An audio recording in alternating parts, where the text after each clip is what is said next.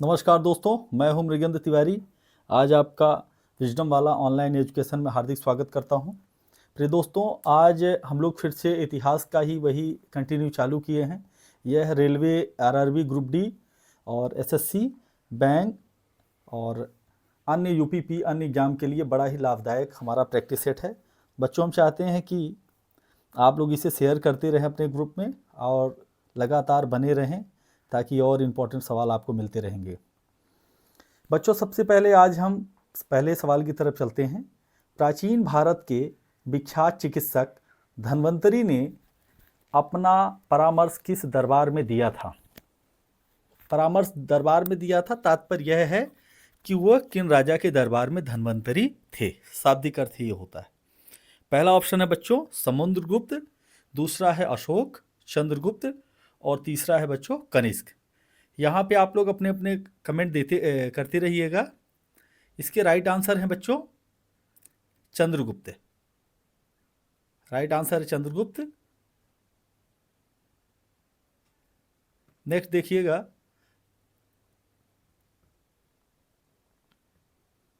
Very good, right answer बच्चों चंद्रगुप्त हो गया।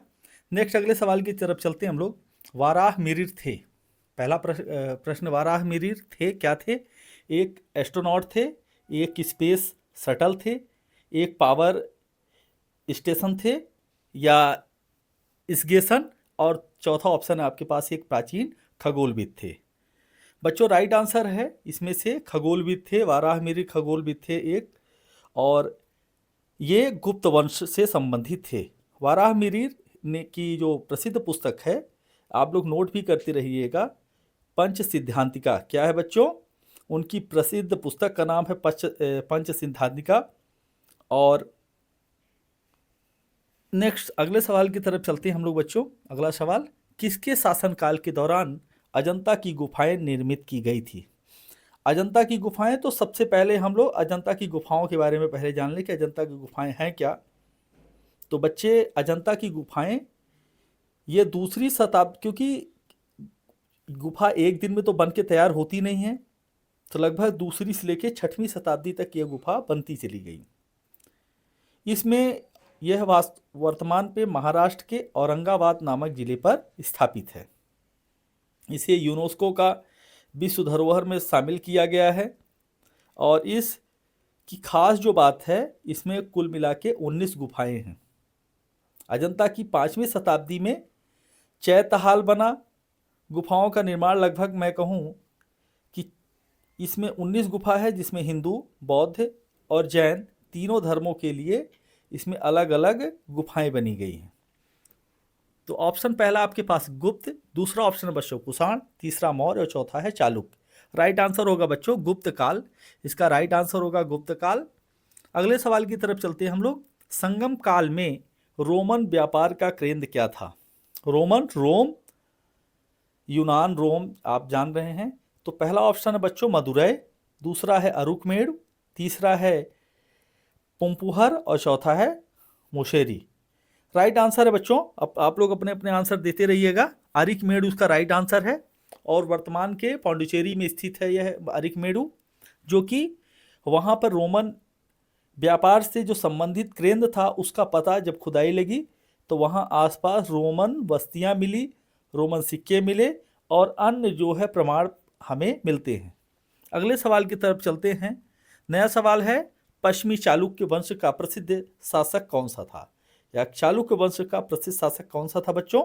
तो राइट आंसर है उसका पुलकेशिन द्वितीय। आप लोग कमेंट भी करते रहिएगा। क्या आंसर होगा बच्चों? पुलकेशिन द्वितीय इसके राइट आंसर हैं। अगले सवाल की तरफ हम लोग चलते हैं बच्चों। यह शासन लगभग 610 ईसा पूर्व में था। यदि पुलकेशिन द्वितीय की बात करते हैं हम लोग, तो 610 ईसा पूर्व में पुलकेशिन द्वितीय का शासन था, 610 से 642 ईस्वी तक।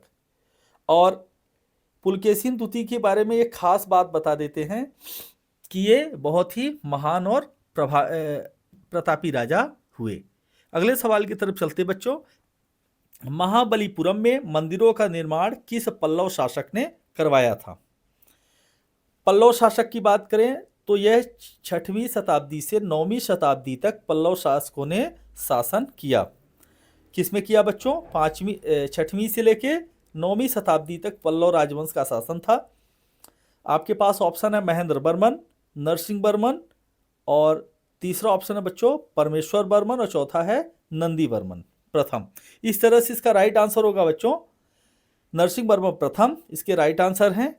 और इन्होंने महाबलीपुरम में रथ मंदिर का निर्माण करवाया था। किसका किया था बच्चों? रथ मंदिर का निर्माण कराया था। ये मंदिर चट्टानों को काट कर बनाया गया था। क्या था बच्चों? चट्टानों को काट करके रथ मंदिर का निर्माण कराया गया था। अगले सवाल की तरफ चलते हैं हम लोग। प्रश्न है, बड़ा ही प्यारा प्रश्न है और बहुत रोचक सवाल है, अक्सर एग्जाम में आते हैं और एसएससी का तथा एनटीपीसी और आरआरबी ग्रुप डी का बड़ा ही प्रिय क्वेश्चन है, अक्सर एग्जाम पे आता है। किस चोल राजा ने लंका या श्रीलंका या सिंघल को पहले जीता था? तो पहला आंसर है आपके पास ऑप्शन बच्चों आदित्य प्रथम, दूसरा है राजराज प्रथम, तीसरा है राजेंद्र, और चौथा है विजयालय। आप लोगों को चोल राजवंश के बारे में बता देते हैं। तो चोल राजवंश के प्रथम राजा कौन थे बच्चों? विजयालय थे। फिर इसके बाद राजराज प्रथम। तो इसका राइट आंसर होगा राजराज प्रथम। राजराज प्रथम ने श्रीलंका को विजित किया और श्रीलंका के राजा थे सिंघल नरेश, उनको उन्होंने हरा करके अनुराधापुरम को ध्वस्त कर दिया। इसके बाद वे राजराज प्रथम उन्होंने श्रीलंका पर उत्तरी भाग पर अपनी राजधानी बना ली। यदि भारत की तरफ से देखें तो दक्षिणी है, लेकिन श्रीलंका का उत्तरी भाग था। अब नेक्स्ट ऑप्शन की तरफ चलते हैं बच्चों। किस चोल राजा ने, वही सेम उसी के तरह दिख रहा है, किस चोल राजा ने सिंघल को पहले जीता? तो राइट आंसर क्या हो जाएगा बच्चों? राजराज प्रथम हो जाएगा। अगले सवाल की तरफ चलते हैं हम लोग। किस चोल शासक ने श्रीलंका के उत्तरी भाग को जीतकर अपने साम्राज्य का एक प्रांत बनाया था? पिछले सवाल जैसा ही सवाल है, कोई ज़्यादा उतना डिफिकल्ट नहीं है। तो इसका आंसर होगा बच्चों राजराज प्रथम होगा, राजराज प्रथम। और चोल राजाओं के बारे में एक आपको बहुत ही रोचक जानकारी देते हैं। जब भी ये किसी भी राज्य पर विजय प्राप्त करते थे, किसी युद्ध में विजय प्राप्त इनको मिलती थी, तो सदैव एक मंदिर का निर्माण बना करते थे। और इसके बाद राजराज प्रथम इसका राइट आंसर है। और हम लोग बच्चों बात करते हैं कि दक्षिण भारत में यदि मंदिर का हम बात करते हैं तो भारत में 3 तरह की मंदिर की कला थी। यदि नर्मदा से लेके हिमालय तक जो कला थी उसे हम लोग दक्षिण भारत में कौन सी कला थी बच्चों मंदिर बनाने की? द्रविड़ शैली थी। तो चोल राजा के जो मंदिर जो ज़्यादा उन्होंने दक्षिण भारत में बने वो सभी किस शैली के थे? द्रविड़ शैली के मंदिर थे। अगले सवाल की तरफ चलते हैं हम लोग। उत्तर मेरूर क्या है बच्चों? उत्तर मेरूर शिलालेख से किसके प्रशासन से संबंधित जानकारी मिलती है? पहला है पल्लव, दूसरा है चोल, तीसरा है बच्चों चालुक्य, और चौथा है सातवाहन वंश। तो इसमें से राइट आंसर है, आप लोग अपने अपने कमेंट करते रहिएगा। उत्तर मेरूर शिलालेख से चोल राजवंश के बारे में जानकारी प्राप्त होती है। राइट आंसर क्या बच्चों? चोल राजवंश। ये एग्जाम पे अक्सर आता है, बहुत ही देखने में तो आसान लग रहा है लेकिन डिफिकल्ट क्वेश्चन है, गलत होने के चांसेस ज़्यादा हैं, क्योंकि दक्षिण भारत से संबंधित जो प्रश्न आते हैं वो हम उत्तर भारतीयों को थोड़ा सा कठिन होते हैं। तो राइट आंसर क्या हो जाएगा बच्चों? उत्तर मेरूर शिलालेख से जानकारी चोल राजवंश के बारे में पता चलता है। अगले सवाल की तरफ हम लोग चलते हैं। हर्षचरित के लेखक कौन से थे? हर्षचरित के लेखक कौन से थे? तो पहला आंसर है बाणभट्ट सवाल है। दूसरा क्वेश्चन है आपके पास में ऑप्शन अमर सिंह, तीसरा ऑप्शन है कालिदास, चौथा क्या है? हरिसेन। राइट आंसर आपके पास बाणभट्ट है। आप लोग कमेंट भी करते रहें, बाणभट्ट इसका राइट आंसर होगा बच्चों। अमर सिंह ने अमरकोश लिखा है। कालिदास के बारे में आप जानते हैं, कालिदास ने उनकी प्रसिद्ध कृति क्या थी? चाहे वह ऋतु संहार की बात करते हैं, चाहे वह हम विक्रमोर्वशी की बात कर रहे हैं, या अन्य जितनी भी उनकी रचनाएं थी, वो बहुत ही हमारे संस्कृत साहित्य में बहुत बड़ा योगदान देती। इन्हें भारत का शेक्सपियर भी कहा जाता है। हरिसेन की बात करते हैं तो हरिसेन किसके राज की कवि थे बच्चों? ये समुद्रगुप्त के राज की कवि थे, जिन्होंने प्रयाग प्रशस्ति या प्रयाग स्तंभ उन्होंने लिखवाया था। और समुद्रगुप्त के गुणगान के बारे में, समुद्रगुप्त को भारत का नेपोलियन कहा जाता है। समुद्रगुप्त को भारत का नेपोलियन कहा जाता है। अगले सवाल की तरफ चलते बच्चों हम लोग। 13वीं शताब्दी में राजस्थान के माउंट आबू पर्वत में प्रसिद्ध दिलवाड़ा मंदिर किसने बनवाया था? तो दिलवाड़ा का जैन मंदिर, जैन शब्द से ही समझ में आ रहा है कि क्योंकि जैन धर्म का यह पवित्र स्थान था दिलवाड़ा। यह दिलवाड़ा मंदिर श्वेतांबर जैन मंदिरों को कहा जाता है। दो तरह के जैनियों में दो भाग हैं, एक है दिगंबर और दूसरे क्या बच्चों? श्वेतांबर हैं। तो दिलवाड़ा का जैन जो मंदिर है श्वेतांबर जैनियों के लिए फेमस प्रसिद्ध है, जो कि राजस्थान के माउंट आबू पर्वत पर बना है। यह एक पर्यटक स्थल है, जिसके वास्तुकार के बारे में बात करें तो तेजपाल ने बनवाया था। राइट आंसर क्या हो जाएगा बच्चों? तेजपाल हो जाएगा। और इसमें हिंदू देवी देवताओं के भी प्रमाण हैं, इनकी मूर्तियां हैं, तथा जैनियों की भी हैं। इससे राइट आंसर हो जाएगा बच्चों तेजपाल हो जाएगा। अगले सवाल की तरफ चलते हैं हम लोग। नेक्स्ट सवाल है आपके पास, खजुराहो में मंदिर का निर्माण किसने किया है? खजुराहो मध्य प्रदेश के छतरपुर नामक जिले में खजुराहो स्थापित है। खजुराहो यह है बुंदेलखंड का भाग है। और खजुराहो में शासन किसका था बच्चों? राइट, पहला ऑप्शन देख लीजिए होलकर, सिंधिया, बुंदेला राजपूत। तीसरा ऑप्शन है बच्चों चंदेल राजपूत। राइट आंसर है चंदेलों ने खजुराहो मंदिर का निर्माण करवाया था। और एक बात और बता देते हैं, खजुराहो में जो मूर्तियां हैं संभोग से समाधि की तरफ, क्या है बच्चों? संभोग से समाधि की तरफ हैं। इस तरह से पहले मूर्तियां जो हैं वो अलग अलग तरह से हैं, और अंदर उसके जैसे जैसे हम अंदर प्रवेश करते हैं भगवान शंकर का विशालतम शिवलिंग स्थापित है। अगले सवाल की तरफ चलते हैं बच्चों हम लोग। मिहिर भोज राजपूतों के किस कुल से संबंधित है? मिहिर भोज एक प्रतापी राजा थे, गुर्जर प्रतिहार वंश से संबंधित रखते थे। कौन से थे बच्चों? गुर्जर प्रतिहार वंश से थे। उनकी एक जाति राजपूत थी, और गुर्जर समाज के बीच अक्सर ये विवाद है, लेकिन गुर्जर प्रतिहार वंश से संबंधित थे। तो राइट आंसर हो जाएगा बच्चों प्रतिहार। और इनका शासन कब से था? 19वीं शताब्दी के आसपास इनका शासन था। उनका शासनकाल 836 से 885 है। तो आप लोग नोट भी कर लीजिएगा। उन्होंने अपनी राजधानी कन्नौज को बनाया था, जो उत्तर प्रदेश में है। कन्नौज को इत्र की नगरी के नाम से जाना जाता है। आप लोग नोट भी करते रहें, बड़ा इंपॉर्टेंट क्वेश्चन है। कन्नौज को इत्र की नगरी के नाम से जाना जाता है। और उनका जो राजधानी कन्नौज था, और साम्राज्य उनका मुल्तान से बंगाल तक था। क्या था बच्चों? मुल्तान से बंगाल तक था, और कश्मीर से महाराष्ट्र तक फैला हुआ था शासन मिहिर भोज का। और मिहिर भोज किसके उपासक थे बच्चों? भगवान विष्णु के उपासक थे। तो राइट आंसर प्रतिहार हो जाएगा। अगले सवाल की तरफ चलते हम लोग। कोणार्क मंदिर के देवता कौन हैं? कोणार्क, कोण समझ रहे हैं, अलग अलग किरणें बनती हैं, तो किरणें किसमें हैं? सूर्य में हैं। तो पहला ही आंसर राइट आंसर हो जाएगा, सूर्य हो जाएगा। अब कोणार्क के बारे में आपने देखा है, इसे कलिंग राजा खारवेल के बारे में बात करते हैं। कोणार्क का मंदिर किसमें बच्चों? उनके प्रसिद्ध देवता सूर्य थे। अगले सवाल की तरफ चलते हैं हम लोग। सांची का महान स्तूप कहाँ है? पहला ऑप्शन है आपके पास उत्तर प्रदेश, मध्य प्रदेश, अरुणाचल और आंध्र प्रदेश। राइट आंसर होगा बच्चों मध्य प्रदेश। मध्य प्रदेश के रायसेन नामक जिले में सांची स्तूप बना हुआ है। यह विशालतम स्तूप है। अगले सवाल की तरफ चलते हैं बच्चों। कलिंग शासक खारवेल ने संरक्षण दिया था। कलिंग शासक खारवेल के बारे में जानते हैं। यह चेदी वंश के शासक थे, और प्रतापी राजा हुए। कलिंग के सबसे प्रतापी राजाओं में से एक थे कलिंग के शासक। और इन्होंने जैन धर्म को संरक्षण दिया। ऐसा नहीं था कि अन्य धर्मों के साथ इन्होंने कोई भेदभाव किया, लेकिन ये स्वयं जैन धर्म इन्होंने धर्मांतरित हो गए थे, इसलिए जैन धर्म को इन्होंने संरक्षण दिया। खारवेल महामेघ वाहन वंश के तीसरे राजा थे। इस वंश को चेदी नाम से जाना जाता है। तो ऑप्शन क्या हो जाए बच्चों? आप लोग एक नोट के लिए नोट करिएगा। महामेघ वाहन वंश के तीसरे राजा थे, और इस वंश को चेदी वंश के नाम से भी जाना जाता है। एक अगले सवाल की तरफ चलते। सिंध पर विजय प्राप्त करने के लिए अरब सेना के सेनापति का नाम बताइए। आपसे थोड़ी सी मैं बात कर लेता हूं। अरब पर जब सिंध की विजय हुई, तो अरब के जो वहाँ के हेड होते थे, सुल्तान होते थे, वे अपने धर्म का प्रचार करने के लिए और भूभाग को अधिक से अधिक जीतने के लिए अपने सेना नायकों को भेजते थे। तो जब भी वे सेना नायकों को भेजते थे, उन्हें कुछ न कुछ एक नाम अलग से दे के भेजते थे।